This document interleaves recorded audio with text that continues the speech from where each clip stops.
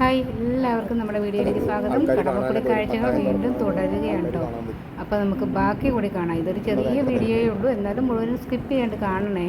എന്നിട്ട് അഭിപ്രായങ്ങൾ അറിയിക്കാനും ലൈക്ക് ചെയ്യാനും ഹൈപ്പ് ചെയ്യാനും ഷെയർ ചെയ്യാനും സബ്സ്ക്രൈബ് ചെയ്യാനൊന്നും മറക്കണ്ട കേട്ടോ. എന്തായാലും ഞങ്ങൾ കാഴ്ചകളും കണ്ട് ഐസ്ക്രീമൊക്കെ വാങ്ങിക്കാനൊക്കെ ആയിട്ട് പോയി. പിന്നെ അവിടെ വെറൈറ്റി ചായകളുണ്ടായിരുന്നു. ആ ചായ വാങ്ങിച്ചു. ഞാൻ നല്ല ഒരു ഐസ്ക്രീമൊക്കെ വാങ്ങിച്ചു പറ്റി. എനിക്കിഷ്ടം ചായയുടെ ഐസ്ക്രീമാണ്. ഇതാ കണ്ടില്ലേ, ഇപ്പോൾ ഇഷ്ടംപോലെ ആൾക്കാർ ഇവിടെയൊക്കെ വന്നിരിപ്പുണ്ട് ഇതേമാതിരി വാങ്ങിക്കാൻ. അവർ രണ്ടുപേരും കൂടി ചായ വാങ്ങിക്കാൻ പോയതാണ് കേട്ടോ. ഞാൻ ആ നേരത്തെ എൻ്റെ ഐസ്ക്രീമിനെ തിന്ന് തീർക്കാൻ ശ്രമിച്ചുകൊണ്ടിരിക്കുകയാണ്.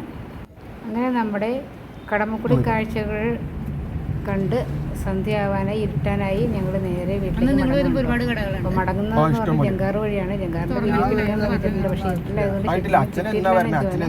പിന്നെ നമ്മൾ വന്ന വഴിയല്ല, മടങ്ങുന്ന വേറൊരു വഴിയാണ്. അപ്പോൾ ഈ പോകുന്ന വഴിയിൽ നമുക്ക് കടമക്കുടിയുടെ ഒരുപാട് കാഴ്ചകൾ, ചെറിയ ചെറിയ വീടുകളൊക്കെ ആയിട്ട് ഇതിൻ്റെ ചുറ്റും കാരണം ഐലൻഡല്ലേ, അവിടെയൊക്കെ താമസിക്കുന്ന ആൾക്കാരൊക്കെ കാണാൻ പറ്റുന്നുണ്ടല്ലേ.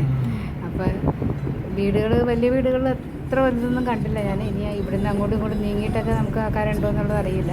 സാധാരണക്കാരായിട്ടുള്ള ആൾക്കാരെ കണ്ടതൊക്കെ, കാരണം ഈ മീനുമായിട്ട് ബന്ധപ്പെട്ട കച്ചവടം നടത്തുന്ന ആൾക്കാരൊക്കെ ആയിരിക്കുമല്ലോ അവിടെ ഉണ്ടാവുക അല്ലേ.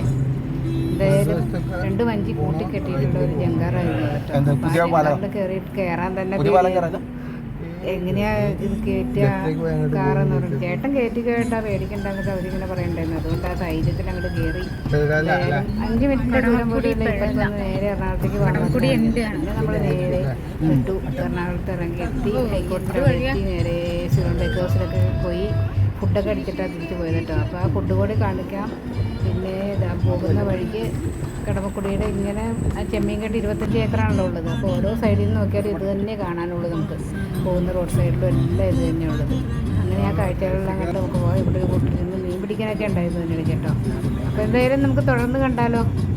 ഫോണ് കൊടുക്കണം. ഇത് പിഴലേലി ചെന്നിറങ്ങുള്ളൂ. ഈ സ്ഥലമല്ല പിഴലാക്കും.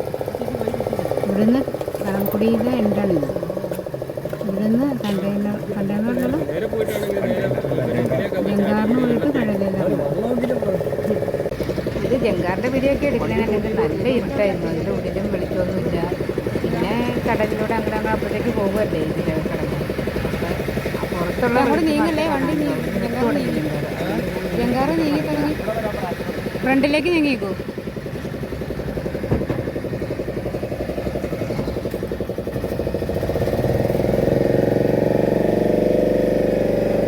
കുറച്ചൊരു പേടി തോന്നിയത് കൊണ്ട് തന്നെ ഞാൻ എന്തായാലും കാറിൽ നിന്ന് ഇറങ്ങിയിരുന്നു കേട്ടോ. വിഷ്ണു അതിൽ തന്നെ ഇരുന്നുള്ളൂ, അവന് പേടിയൊന്നും തോന്നിയില്ല.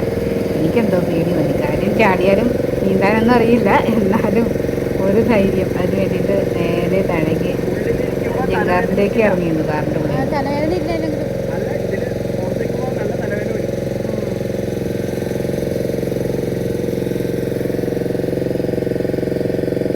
ഒന്നും കാണുന്നില്ല, ഇരുട്ട്.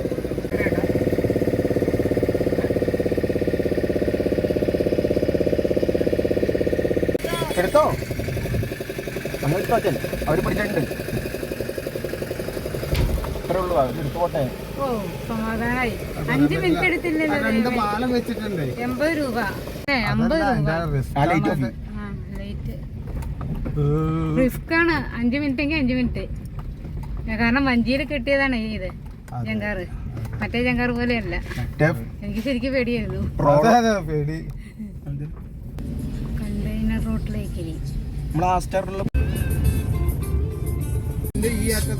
കണ്ടെയ്നർ റോഡ് അവിടെയാണ്. അവിടെ എത്തണം നമ്മൾ.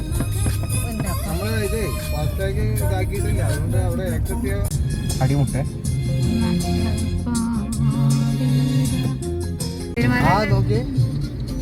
അത്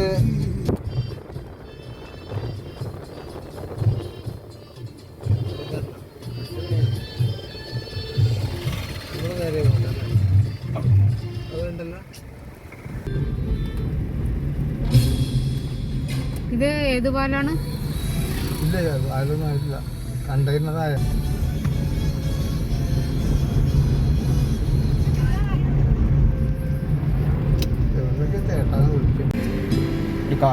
എയർപോർട്ടിലേക്ക് പോകുമ്പോൾ 2 റോഡ് കണ്ടല്ലേ.